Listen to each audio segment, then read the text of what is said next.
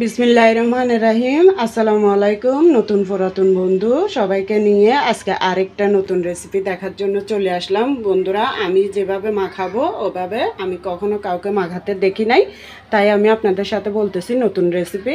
তো আমি আজকে নুডলসটা কীভাবে এই অবস্থার মধ্যে মাখাবো সেটাই আপনাদের সাথে শেয়ার করব। আপনারা আমার সাথেই থাকুন। তো বন্ধুরা দেখুন, এখানে আমি কিন্তু এই যে চিংড়ি মাছ ভাজা করছি, ওই চিংড়ি মাছের মধ্যে সর্ষে বাটা, কাঁচামরিচ বাটা, হলুদ, মরিচ, লবণ এগুলো স্বাদ অনুযায়ী দিয়ে আমি সর্ষের তেলের মধ্যে ভেজে নিছি।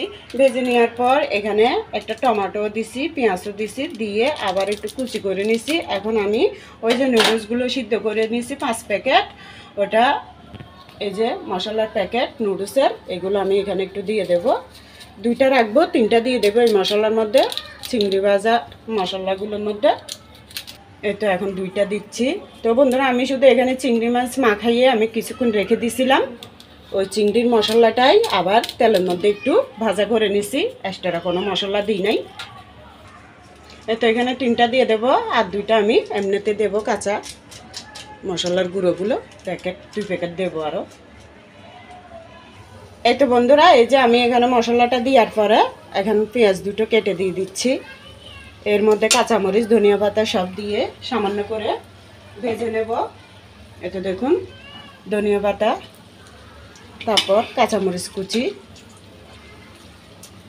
এর মধ্যে লাস্ট পর্যায়ে আমি টমেটোগুলো কেটে দিয়ে দেব। শুধু কাঁচা ভাবটা না থাকার জন্য আপনারা চাইলে কাঁচা দিয়েও মাখতে পারবেন। এভাবে আমি একদম মাঝারি আঁচ থেকে একদম ডিম জালে মানে বাস থেকে যে ওরকমভাবে আমি একটু হালকা কাঁচা গন্ধটা যাওয়ার জন্য ভেজে নিচ্ছি। এখন আমি টমেটোগুলো কেটে দিয়ে দিলাম।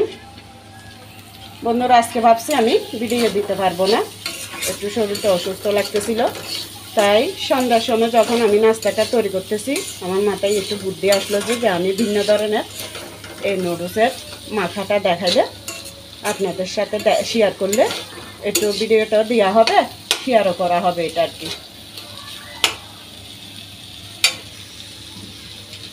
তো বন্ধুরা দেখুন, এটা আমি জাস্ট শুধু আস্তে করে এই যে 5 মিনিট পর্যন্ত, 5 মিনিটও না 2 মিনিট পর্যন্ত আমি ভেজে নেব।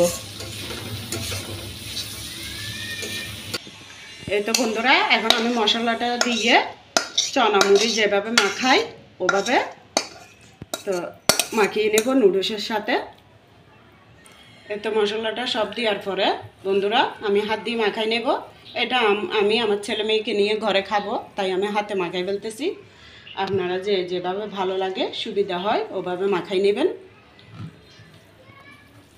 তো জানি না আপনারা এই ধরনের মেখে কখনো নুডলস করে খেয়েছেন নাকি। আমার এটা একটু ছোট হয়ে গেছে। আমি এখানে 5 প্যাকেট নুডলস দিছি।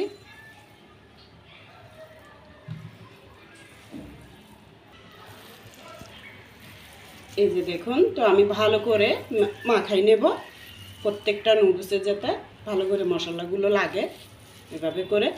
তো এভাবে মাখানোর পরে একে একে আরও যেগুলো দেওয়ার উপকরণ আছে খাবার ওগুলো দেব। দেখুন সম্পূর্ণ মাখা হয়ে গেছে, কত সুন্দর একটা ইয়াম্মি লাগতেছে দেখুন।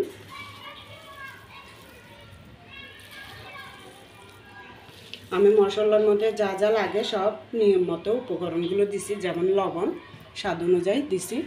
এই যে দেখুন, এখন আমি এখানে এই যে একটা ডিমকে আমি এইভাবে কেটে নিছি পুটকি দিয়ে। আপনারা যেভাবে পারেন ওভাবে কেটে নেবেন। তারপর আলুটা দেখুন, আলুটা আমি সেম ওই যে চনার মধ্যে ভুনার সময় যেভাবে দেয় ওভাবে দিয়ে দিছি কেটে, তারপর দিলাম। তো বন্ধুরা দেখুন, আলু আর ডিমটা দিয়ে দিছি। আমি কিন্তু আলুটা আগে সিদ্ধ করে নিছি, ডিম আর আলু একসাথে সিদ্ধ করার সময় আমি একটু ভালো করে লবণও দিয়ে দিছি, যাতে আলুটার মধ্যে ভালো করে লবণ ঢুকে আর ডিমটা থেকেও যাতে লবণ লবণ খেতে লাগে মানে ডিমের মধ্যে। তো এরপরে আমি কি করছি, আবার ওই যে চিংড়ি মাছ ভুনা করছি, যে ওই চিংড়ি মাছের মধ্যে আমি 2টা আলুকে মানে ওই মশলার মধ্যে আমি ভালো করে ভেজে নিয়েছিলাম যাতে সিদ্ধ হয় ওরকম করে। দেখুন কত সুন্দর সিদ্ধ হয়ে গেছে। এরপর আমি দিয়ে দেবো এখন দেখুন এই যে শসা কুচি এগুলো দিয়ে মাখাই নেব। অবশ্যই আমার এটা একটু ছোটো হয়ে গেছে, আমি যে হিসেবে জিনিসগুলো দিচ্ছি ওই হিসেবে একটু ছোটো হয়ে গেছে। তারপরে আস্তে আস্তে করে মাখিয়ে নেব। এখন সম্পূর্ণগুলো দেওয়ার পরে ডিম, আলু, এই যে শসা কুচানোটা দেওয়ার পরে আমি আবারও ভালোভাবে এটা মেখে নেব। বন্ধুরা আমি তো এখানে টমেটো কেটে দিছি মশলার মধ্যে, আপনারা দেখছেন।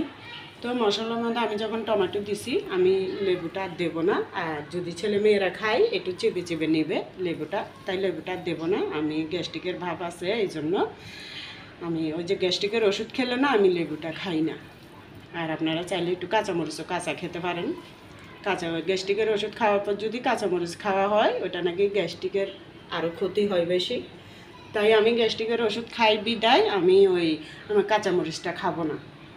আপনারা চাইলে কাঁচামরিচটা এক্সট্রা দিয়ে খেতে পারেন। দেখুন বন্ধুরা মাখা শেষ। এখন আমি খেয়ে দেখছি একটু অসাধারণ হয়েছে, ঝাল ঝালও হয়েছে। কারণ আমি চিংড়ি মাছের সময় সব কিছু দিছি, কী কী দিছি আপনাদেরকে দেখাইছি। আমি চিংড়িগুলো এমনভাবে ভাজা করছি মশলার মধ্যে, কিছুক্ষণ মেখে রাখার পরে উল্টায় পাল্টায় খুবই ভালো করে ভেজে নিছি খাওয়ার মতো করে।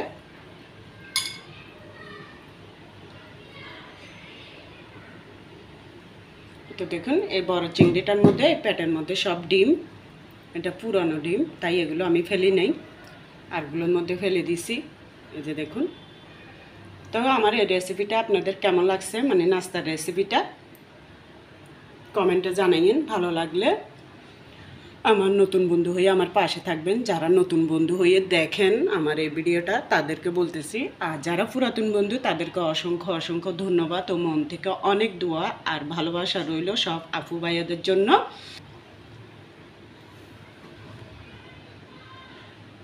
এখন এটা খাওয়ার উপযোগী হয়ে গেছে। এখন শুধু এটা ছেলে মেয়েদেরকে আমি বাটি করে হোক আর প্লেটে করে হোক এভাবে পরিবেশন করে দেব। ওরা খাওয়ার সময় একটা একটা চিংড়ি নিয়ে খাবে। বাস এতটুকুর মধ্যে আমি শেষ করতেছি। সবাই ভালো থাকবেন। আল্লাহ হাফেজ। আসসালামু আলাইকুম।